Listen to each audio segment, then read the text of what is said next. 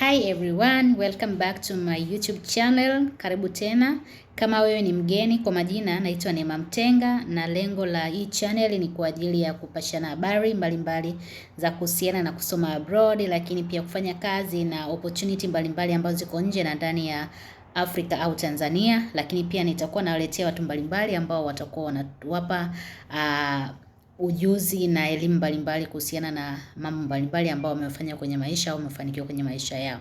Lengo la hii video ya leo, ninataka kujibu baadhi ya maswali, lakini nitajibu swali moja la msingi sana. Mtu ameuliza kwamba je, akitaka kuja kusoma nchini Ujerumani au nchi za Europe na hana scholarship atafanyaje? Jibu ni kwamba kwa Ujerumani vyuo vyote vya serikali ni free, hakuna ada. Kwa hiyo haulipi ada kabisa kwa masters, kwa PhD na hata kwa bachelor.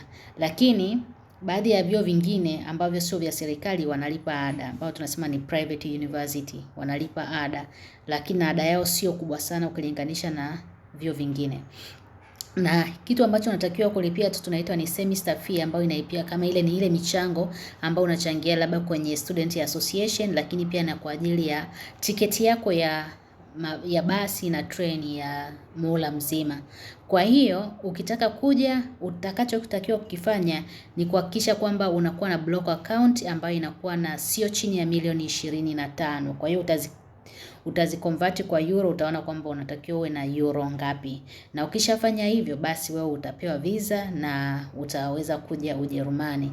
Lakini kitu cha kufanya cha kwanza ni kufanya admission, na hiyo nitakuja na video nyingine ya kuelezea namna gani unaweza ukafanya admission kwa vyuo mbalimbali vya hapa Ujerumani na ukaja kusoma Ujerumani. Kwa hiyo karibuni sana, na kama una maswali uweze kuuliza, nitawajibu wote, na next video itakuwa very interesting. Nitatoa information nyingine na itakuwa ni video ndefu sana kwa ajili ya kuweza kupata all the information, na kama mtu unakuwa na maswali tena unaweza ukauliza. Asanteni sana, naomba uweze kushare hii video, lakini pia uweze kucomment, kulike na kuuliza maswali. Napenda kujibu maswali. Asanteni sana na mpaka wakati mwingine.